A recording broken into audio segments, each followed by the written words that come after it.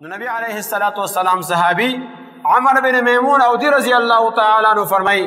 چې نبی کریم صلی الله علیه وسلم یو سحری ته نصیحت کو انو هغه ته وی اغتنم خمسا قبل خمس، پنځه شیزونه د پنځونه مخکې غنیمت وګڼه او دې پنځو حالتو کې د الله تبارک وتعالی سره تعلق جوړ کا،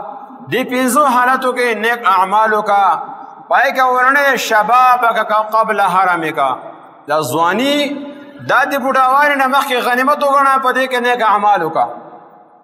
نن ځوان چې کوم دی هغه بوډاوالي ته انتظار دی، هغه خیال دا دی چې زه به نوکری مې ریټایر کېږم بیا به څلور میاشتې لګوم بیا به توبه وباسم. مالداره دی دی وایي زه به ښه مالداره کېږم بوډا کېږم بیا به حج له ځم. دی ځوان دی لیکن دی ګیره خري، دی ګانو کې اخته دی، دی زناو کې اختر دی، دی چې کوم دی غلطو کارونو کې اخته دی، رشوتو کې اخته دی، سود کې اخته دی، وروسته به توبه وباسم. نبی علیه السلام فرمایي د ځوانۍ نه فایده واخله، دا ځواني غنیمت وګڼه او په دې کې نیک اعمال وکړه، ځکه چې بوډاوالي کې تا من بیماري راغله ستا پیسې بیا ستا بیماری من لګي، بیا به تاله زکات ته ټیم نه میلاویږي، بیا به ته جومات کې او په مدرسې کې پیسې نشي لګولی، بیا به غریب من نشه خرچه کولی، او ځوانۍ کې دا عبادت ونه کو نو بوډاوالي کې بیا به کرسۍ باندې لمونځ کوې، یا به کټ کې پروت اشارې سره به کوې، یا به ستا ملا باندې دړې سجده به صحیح نه کېږي، یا به بوډاوالي کې بیا رکوع درنه صحیح نه کېږي، او کم سے کم دا ده چې ستا عدس به صحیح بیا نه وچېږي، بیا به تا نه پیشاب و قطرې ساسي،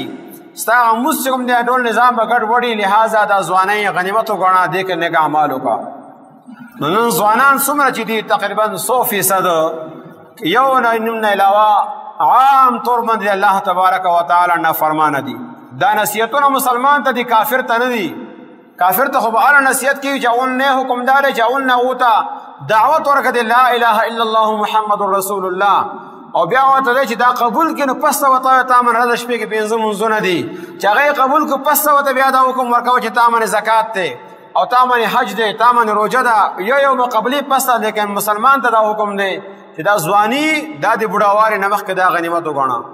نن څومره ځوانان دي د الله تبارک وتعالی فرما برداره دي، او که یو ځوان د الله د حبیب صورت اختیار کی او یو ځوان د الله د حبیب طریقې اختیار کی، اول سر نه مخالفت کور کې کېږي چې تا ولې پټ کې وو، تا ولې ګیره ساتلې ده، تا ولې پیسې د پړکونه بله ساتلې دي، ستا خو لا دا وخت نه دی، ستا د نشو تماشو وخت دی کې دا کار وکړه، وروستو بیا چې بوډا شلې بیا به توبه وباسې، دې حالت کې به تا سره څوک رشته نه کوي. نو قسم قسم طعنې اول د کور نه شروع کېږي، بیا خپل ماحول نه دوستانو نه شروع کېږي، بیا چې کله هجرې ته لاړ شي هلته کوم پسې اقاړې دي، بیټک ته ځي او پسې اقاړې دي، پروړ باندې دکان مخکې روان دی، د ځان بزرګ جوړ کړی دی، نو هغه ځوان پسې طعنې دي، قسم قسم له خبرې کېږي. دغه وجه نه د ځوانۍ عبادت الله تبارک وتعالی حبیب فرمایي چې دا د بوډاوالي د عبادت نه دا غوره دی، او دغه وجه نه نبی علیه السلام فرمایي چې د قیامت ورځ قایم شي د الله د عرش د سوري نه علاوه بل سوری به نه وي، په هغې کې به صرف وو کسانو له الله تبارک وتعالی خپل د عرش سوري لاندې سوری ورکوي، په هغې کې یو کس هغه دی چې هغه خپله ځواني د الله په دین باندې تېره کړې ده، د الله په عبادت کې تېره کړې ده، دا سړی چې کوم دی دی به دته به الله د عرش سوري لاندې ځای میلاویږي. ولې دنیا کې د خلقو طعنې سکلې دي، دنیا کې ورپسې خبرې شوي دي، د خلقو پروا نه ده کړې، او د الله د حبیب طریقو باندې ژوند تېر کړی دی. الله وی راځه نن عام خلق چې کوم دی هغه منور کې ولاړ دی، خولو کې ډوب دی، تا ما لپاره تکلیف برداشت کړی دی، تا تکلیف نن زه تاله د هغې اجر راکومه، شورونه خلق تکلیف کوي، تاله تکلیف نشته، تاله خپل د عرش سوري لاندې ځای راکوم، او تاله خپل حبیب صلی الله علیه وسلم جنډې لاندې ځای راکوم. نو ځواني د بوډاوالو نه مخکې غنیمت وګڼه. دویم دی وصحتک قبل سقمک، صحت دل الله را کړ دی، بیماری انتظار مه کوه چې نه جوړه کېږم به بیا به الله طرف ته رجوع کوم، توبه به کومه، فی الحال خو لا زه صحتمند یم، غلا وکړه، ډاکا وکړه، غلط طریقې باندې خلقو نه مالونه واخله، وروسته به توبه وباسي، خپل حالت پکې ښه کړه، ځان له ښه کور جوړ کړه، ځمکه واخله، ګاډۍ واخله، وروسته به بیا توبه وباسي. نو دې ته انتظار مه کوه، ځکه چې صحت چې کوم دی دې کې چې کوم اعمال کېږي بوډاوالي کې بیا هغه اعمال نه کېږي، او صحت کې چې کوم اعمال کېږي دا په بیماری کې نه کېږي، بیماری کې سره فرض غسل بیا نه ادا کېږي، انتهایی تبه راشي، یا ګردې خرابې شلې، یا فالج وو، بله بیماري ولګېده، بله بیماري ولګېده، بیا تا نه به عبادت نه کېږي، بیا د الله نوم د خپل نوم نه اخیستل کېږي، ذکر ته هم هغې من نه چلېږي. لهذا د صحت دا د بیمارۍ نه مخکې دا غنیمت وګڼه. او دریم دی وغناک قبل فقرک، تعالی الله مالداري را کړې ده، تعالی الله مال را کړی دی، د دې کې انتظار مه کوه چې زه به غریب کېږم بیا به د الله عبادت کوم. اوس خو ما زه پوره یم، زه تا ته محتاج نه یم، ما څخه نوکروان هم دي، ما څخه بنګلې هم دي، ما څخه ګاډي هم دي، زما کاروبار هم ښه دی، آمدن مې ښه دی چې د چا ضرورت ماله نشته دی، چا ته محتاج نه یم. لهذا خپل مستی والا نشې والا ژوند تېرومه، داسې مه کوه، ځکه چې دغه مالدارۍ نه فایده واخله. دا مال چې کوم تعالی الله را کړی دا ځان باندې خرچه که صحیح طریقې سره، دا خپل کور والو باندې خرچه که، دا خپل رشتهدارانو باندې خرچه که، ستا محلې کې غریبانان دي په هغو باندې خرچه که، ستا محلې کې یتیمانان دي په هغو باندې خرچه که، ستا محلې کې مسکینان دي په هغو باندې خرچه که، او ستا محلې کې ستا ګاونډ کې جومات جوړېږي هغه جومات باندې خرچه که،